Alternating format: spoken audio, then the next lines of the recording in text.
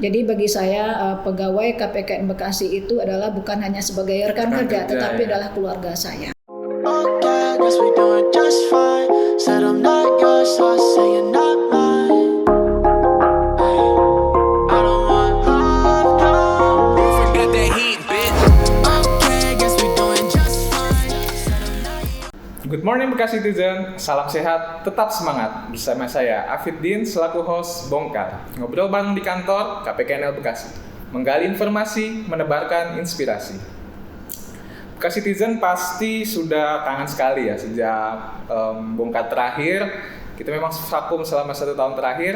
Nah, kali ini kita hadirkan narasumber yang juga bikin kangen, yaitu Bu Asnul. Selamat pagi Bu Asnul. Selamat pagi Mas Api. Seperti biasa nih, selalu cerah dan energik ya Bu. Harus. Gimana Bu perasaannya bisa hadir sebagai narasumber Bongkar kali ini Bu? Wah, alhamdulillah sekali Mas Apit. Bongkar itu adalah salah satu favorit saya. Udah lama saya ingin menjadi tamu, tetapi kok belum kesampaian, dan alhamdulillah hari ini Kesampaian juga ya Bu ya? Alhamdulillah kesampaian niat saya. Saya juga senang sekali Bu bisa duduk bersama Bu Asnul di kesempatan pada kali ini.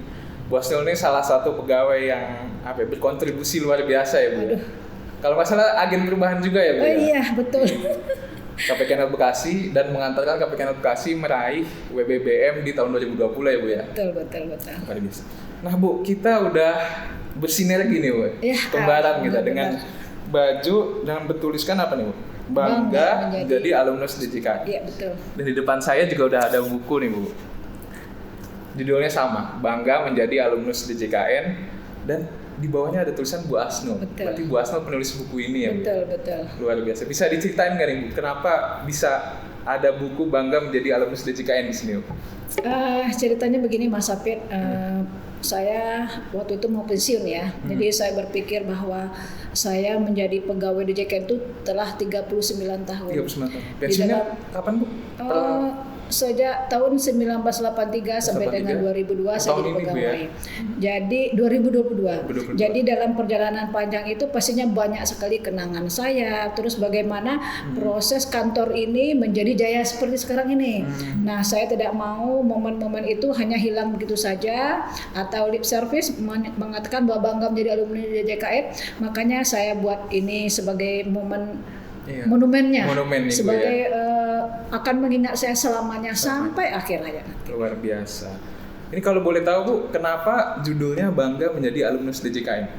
Ya seperti saya katakan tadi bahwa bangga menjadi alumnus DJKN karena saya benar-benar merasakan kecintaan saya kepada DJKN. DJKN itu telah memberikan banyak manfaat sekali buat saya, dan saya juga menjadi salah satu saksi sejarah bagaimana perjalanan DJKN organisasi ini dari yang kecil dulu sampai sekarang. Dulu kita kalau bekerja tuh di mana? Kerja di PUPN. Di PU ya. Saya sering dibully, di PU ya. Iya, tahunya Terus PU. di BUPLN, di PLN.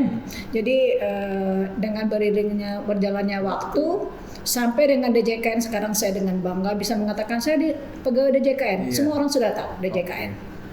Ini terinspirasi dari mana nih Bu? Nah, kalau judulnya saya mencuri kata dari Pak Dirjen. Nah, waktu itu pada acara town hall meeting DJKN ke-15, saya kan termasuk yang diundang ya. Nah, waktu itu Pak Dirjen mengatakan bahwa kita bangga jadi warga DJKN, dan yang telah pensiun pun pastinya bangga menjadi alumnus DJKN.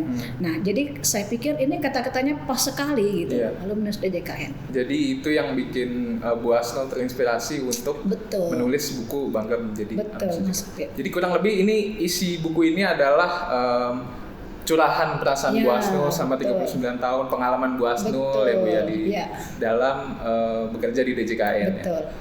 Nah, salah satu tadi saya dengar pengalaman Ibu yaitu pernah diwawancarai oleh Dirjen ya Bu ya? Pak Dirjen, betul. Pak Dirjen ya. Nah, itu kan nggak semua orang nih Bu bisa diwawancarai oleh orang nomor 1 di DJKN ya Bu ya, eselon 1 di Kementerian Keuangan. Nah, itu bisa diceritain nggak Bu, kok bisa Ibu yang terpilih?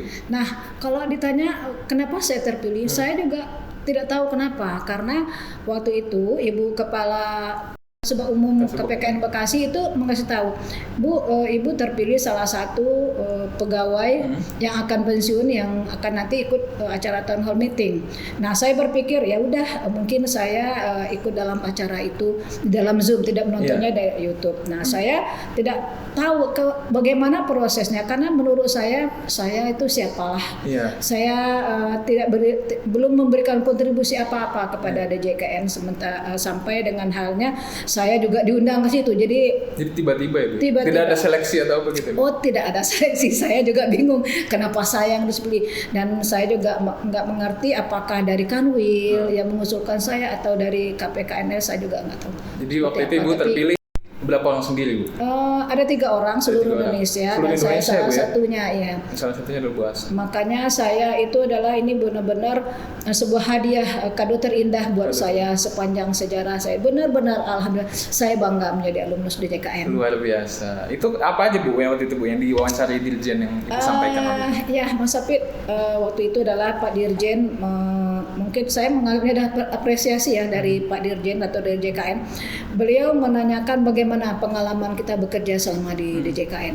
Ya, saya ceritakan bagaimana saya dari awal bekerja di kantor yang namanya tadi PUPN, bagaimana saya juga merasa waktu itu secara pribadi membandingkan dengan kantor sejajar di Departemen Keuangan ya, saya merasa sedikit kok kantor saya seperti ini, tapi dalam Nah, waktu itu apa yang saya beritakan itu Pak mendapat aplaus yang meriah dari Pak Dirjen. Kemudian setelah menyampaikan pengalaman, kemudian Pak Dirjen juga meminta apa yang akan disampaikan kepada DJKN Muda. Saya kan nggak makan bangku sekolahan ya, jadi saya hanya menyampaikan secara sederhana dengan bahasa saya bahwa kepada adik-adik DJKN Muda agar mereka juga mengetahui bahwa DJKN ini itu tidak langsung besar seperti yang Anda semua telah masuki. DJKN ini adalah melalui proses yang panjang dari organisasi kecil sampai sebesar ini, sampai membanggakan semua pegawainya. Jadi untuk itu maka adik-adik DJKN harus bersinergi, selalu menjaga kejayaan DJKN ini dengan bekerja dengan integritas, salah satunya selalu berpedoman kepada nilai-nilai Kementerian Keuangan, dan jangan lupa selalu berempati kepada teman-teman, kepada sesama pegawai. Luar biasa, Bu Asno. Jadi memang tidak salah pilih lah waktu itu Dirjen memilih Bu Asno untuk di interview ya waktu itu, Bu, di acara town hall meeting. Saya tidak. Ini memang pas sih, Bu, karena mungkin kontribusi Bu Asno juga sangat besar gitu, Bu, dipilih, dilacak oleh pusat. Bu Asno memang pas. Dan makanya juga pesan-pesan yang disampaikan Bu Asno itu mengena, Bu, buat kita. Tapi Mas Apit, satu lagi ya, ini saya tidak pernah berpikir untuk itu. Yang pasti saya bekerja hanya dengan hati, saya tidak berharap apa-apa. Saya mengerjakan segala pekerjaan dengan hati aja itu. Jadi aja. Itu datang begitu saja, Bu, ya. Begitu saja. Tanpa kita rencanakan atau apa. Tidak ada, saya makanya bekerja dengan ikhlas dan dengan hati. Luar biasa sekali. Nah, Bu, yang menarik dari buku ini, Bu, saya coba lihat sekilas ya. Di sini di daftar isi ada nih, Bu, yang menarik saya, Bekasi selalu di hati. Betul, ini, Bekasi selalu di hati. Tulisan Bekasi selalu di hati. Kenapa, Bu, Bekasi selalu di hati? Aduh, Mas Kenapa Apit. harus Bekasi? Bekasi ini adalah tempat pindah saya pertama. Saya tadinya kan bekerja di PUPN Cabang Riau Pekanbaru. Pekanbaru dulu, di Pekanbaru ya? Pekanbaru. Kemudian saya pindah ke Bekasi tahun 2005. Di mana pada saat pindah saya pun sebagai manusia ya, sebagai masyarakat tidak mempunyai saudara di sini. Oh, jadi merantau pertama kali Merantau itu, Bu, pertama ya, kali jauh-jauh ke Bekasi. Oke. Nah, jadi orang banyak mengatakan bahwa Bekasi itu polusi udara sangat tinggi, terus kejahatan cukup tinggi. Planet Bekasi lah, Bu, ya. Planet Bekasi.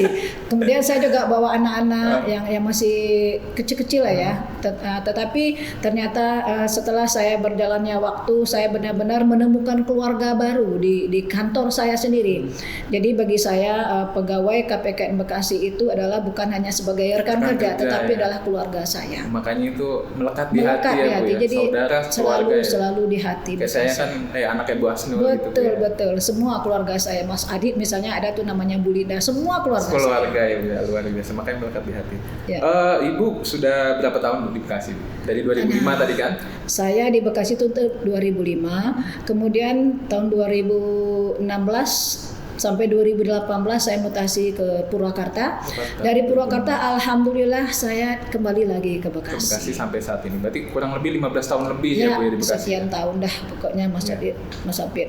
Luar biasa. Oh, untuk tadi Bu saya tertarik, Ibu katanya 2016 sampai 2018 sempat di KPKNL Purwakarta. Iya, betul. Meskipun singkat, itu pasti ada cerita yang menarik di situ. Aduh, kalau Gimana, diceritakan Bu? Itu tuh apa ya? Itu memang hanya 2 tahun, tetapi bagi saya kalau Bekasi selalu di hati, Purwakarta juga selalu di hati. Juga ya. Purwakarta itu adalah tempat belajar saya. Kenapa Mas Apit? Di Purwakarta itu cukup unik ya. Purwakarta itu jadi gini ceritanya. Awalnya adalah pada saat mengisi Siprita. Tahu Siprita kan, itu aplikasi yang untuk mutasi itu loh. Nah, permohonan mutasi pegawai ya Bu ya. Nah, beberapa teman mengatakan, ayo kita sama-sama pindahnya ke Jakarta. Kalau pilihan utamanya ke Jakarta gitu kan. Saya bilang enggak ngapain Jakarta itu kan crowded ya, transportasinya susah. Saya bilang jam 5 harus berangkat. Mending ke Purwakarta gitu, toh dekat, seberang tol langsung nyampe. Iya, paling sejam juga nyampe. Aduh,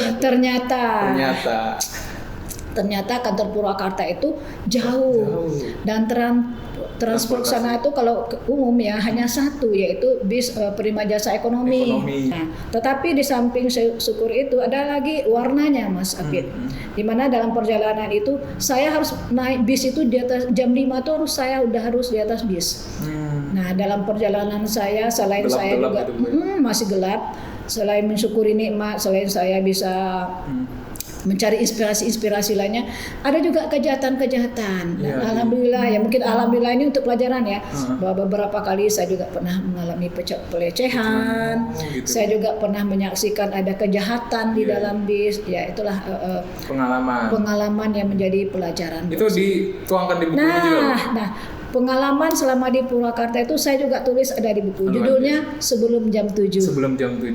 Jadi itu apa tuh? Kumpulan tulisan sebelum jam 7 pengalaman selama bekerja di KPKNL Purwakarta. Nah, kenapa sebelum jam 7? Karena saya biasanya sampai kalau lancar perjalanan karena tidak macet ya, jam 6 sampai di sana. Saya menulis sampai di sebelum jam 7 karena setelah jam 7 saya melakukan aktivitas untuk melakukan pekerjaan kantor. Makanya judulnya Sebelum Jam 7 dan ceritanya keren, ada di sini. Ada di sini, luar biasa. Sangat menginspirasi ya Bu ya. Jadi pagi-pagi sebelum bekerja Ibu luangkan waktu buat menulis cerita-cerita di situ ya Bu ya. Iya.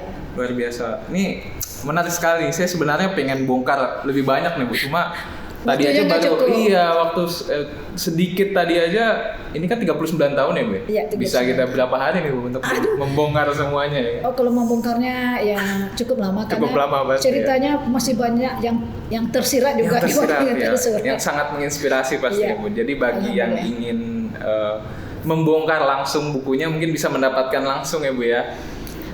Gini Mas Apit sebentar. Ini jujur ya, saya tidak tahu saya harus mengatakan apa. Bahwa buku ini saya buat itu adalah untuk kepentingan saya pribadi saya. Awalnya gitu ya. Untuk saya menulis. Jadi momen saya bekerja itu tidak ingin hilang begitu saja. Mungkin suatu saat ketika saya uzur, mungkin saya lagi sedih, anak cucu saya bisa membacakan. Nenek dulu kan pernah kerja di PUPN. Temannya ada namanya Bu Linda, ada Bu Yanti, ada Pak Dirmanti, katanya. Nih loh, Nek, foto-fotonya gitu kan. Jadi teringat kembali. Nah, jadi mungkin itu adalah hiburan buat saya. Nah, saya tulis buku ini untuk kepentingan saya. Nah, saya buktikan bahwa cinta ada buat saya dari rekan-rekan. Tiba-tiba rekan-rekan KPKN Bekasi itu mengambil alih ini buku saya. Mereka nambah-nambahin di belakangnya dengan tulisan yang saya bikin merinding begini loh. Aduh. Jadi saya merasakan cintanya, mereka lah mengambil alih. Jadi karena untuk teman-teman Bapak Ibu yang ingin memiliki buku ini sekarang udah menjadi haknya dari teman-teman di KPKN Bekasi. Atau ke KPKN Bekasi langsung. Boleh, nanti saya bantu untuk itunya. Tapi ini kita tidak jual. Iya, bukan itu dijual ya Bu ya. Ya mungkin karena teman-teman KPKN Bekasi tergerak tadi Bu ya dengan kisah-kisah sebuah Asnul yang tadi sendiri membuat monumen, akhirnya diabadikan menjadi sebuah buku ini ya Bu. Betul. Gimana Bu? Mungkin karena waktu kita yang terbatas, terakhir mungkin Bu, apa yang bisa didapatkan oleh pembaca-pembaca khususnya DJKN muda mungkin Bu, yang setelah membaca buku Bangga Menjadi Alumnus DJKN? Ya, yang pertama pastinya tadi seperti saya sudah katakan bahwa supaya DJKN muda itu tahu bagaimana perkembangan DJKN itu sebelum menjadi DJKN sekarang ini. Kemudian perlu memupuk kalau yang lainnya mungkin kerjaan sudah hafal ya di luar kepala ya. Ini kan anak zaman now beda ya, kita udah beda zaman. Nah kemudian hal-hal yang di luar tuh sih ya saya katakan perlu memupuk empati, memupuk tali persaudaraan sesama pegawai. Jangan sibuk sendiri, main game sendiri atau sibuk main aplikasi atau apa. Tetapi tetaplah membina hubungan baik dengan teman-teman. Sinergi Bu ya. Bersinergi. Kepada yang senior, kepada yang lebih tua, kepada yang lebih muda. Betul. Juga gitu, Kemudian bagaimana menumbuhkan rasa bahwa KPKN, bahwa DJKN ini adalah milik kita, milik kalian. Jadi kalianlah yang harus memajukan DJKN ini supaya tetap jaya, jaga. Jadi jangan hanya membiarkan ini, pasti bagaimanapun itu akan jatuh kalau kita tidak jaga. Kemudian juga dalam buku ini saya mengatakan bahwa tali persaudaraan itu memang benar-benar dibutuhkan. Kemudian Mas Apit yang ingin saya sampaikan juga bahwa di dalam buku ini sepanjang 39 tahun saya bekerja, pastinya banyak orang-orang yang telah menginspirasi saya, telah memberi petunjuk karena kesininya itu semua zaman udah berubah ya. Kalau tadinya kita manual kerja, sekarang tuh banyak pakai aplikasi. Nah, pastinya semua adalah berkat teman-teman adik-adik muda yang telah membantu saya, kemudian memberikan pengalaman-pengalaman kepada saya yang turut mewarnai kehidupan saya.